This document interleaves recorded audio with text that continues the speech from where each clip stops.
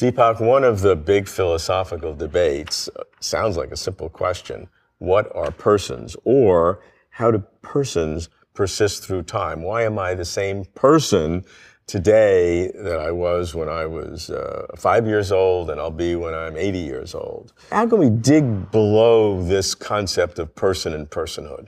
When consciousness selectively identifies itself with experience, the metabolism of that is a person. Wow, that is quite a sentence. I'll explain it, okay? Yeah, I need it. You are all the experiences, all the memories that consciousness squeezed into the volume of a body in the span of a lifetime has had.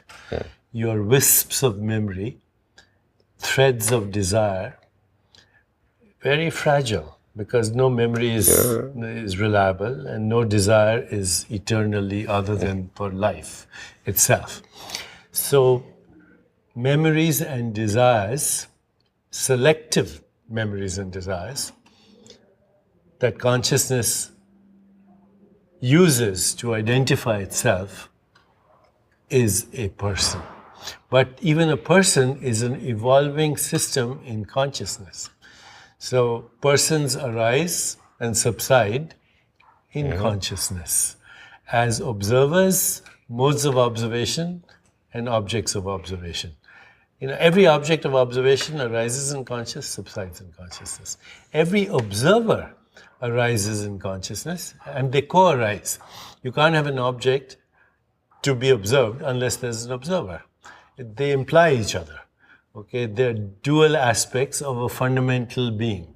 And the mistake here is to think that I'm a person, because in every experience, there's a new observer and new object of experience and a new mode of observation. Certainly that occurs at different instances in time. I feel like I'm the same person. I feel What is the thread? The thread that you call I feel like the person is the awareness. That gives personhood and creates an identity. You have an interesting phrase which I have to dig into. It's defined person as consciousness kind of restructuring itself to become a person. Is that... Totally. Okay, now I said it, but I don't understand it. So you would have to consciousness interacts. If I was a physicist, which I'm not, I would say it self-collapses into observer and observed at the same time. So the observer doesn't collapse the wave function. The consciousness, which is possibility waves of all kinds, collapses every moment into an observer and observed. And that experience accumulated selectively over a period of time, which is literally the metabolism of experience, we call it a person. But it's not a fixed identity. It's the awareness behind that is fixed. So I'm not sure this is going to be a good question, but how is consciousness doing that? Is that an intentional? Does consciousness have like a will of its own, and it wants to make a person out of me and you? I mean, by definition, inherent in consciousness is the desire to be conscious. And it implies, right? Consciousness has to be conscious. But there's nothing to be conscious of. Or in. So it interacts with itself. It collapses on itself. And out pops me? And out pops the object and the observer as qualia within it. So the you and the world are consciousness and its contents. And there are an infinite variety of them and infinite biological expressions of them. But each one of human beings certainly has this self-awareness. This chair does not. So this chair... Who says it does not?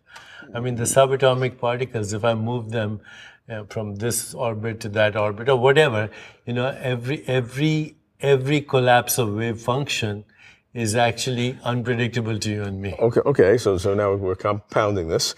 So consciousness is collapsing, and its contents is becoming a person, but it's also becoming a chair. Is there a difference? No, there's no difference. Here's a Sufi poem. It comes from Rumi. He says, consciousness sleeps in minerals. It dreams in plants. it starts to wake up in animals and it becomes self-aware in human beings. Now, I would actually qualify that. It becomes self-aware only in some human beings. Hopefully some here. Yeah, so it's a hierarchy, you see. It's a hierarchy of expansion of awareness. That makes sense. Does consciousness, is this an impulsion of consciousness? You said consciousness, because it is consciousness, sort of has to do this, right? It has to make persons, or has to... It's the only way to explain creation. Otherwise, we would all be kind of blissfully in non-experience. And all experience occurs through, first of all, contrast. So good and evil, pleasure and pain, joy and suffering, hot and cold, light and darkness, up and down. There's no experience in the absence of contrast. So consciousness splits in its own self, through its own self-interaction as experience. Before that, it is a non-impersonal field of awareness. But does that imply that my sense of continuity as a person from childhood to now is an illusion, in that every moment, however fast every moment is, a new person is being created by this collapsing process? The person I'm speaking to right this moment didn't exist 2 seconds ago, okay? At a fundamental level. You've popped in and out of the quantum vacuum many times. Okay. Now, you look the same, but you're not the same. And I feel I have an internal coherence. You have an internal coherence. But if I took a picture now, I took it from 5 years ago or 10 years ago, it would be a completely different picture. Sure. So every time you go back into the nothingness and pop back out, it's slightly changed and slightly evolved, hopefully. And so my feeling of continuity of personhood, you're telling me, is a complete illusion. It's an illusion, yes.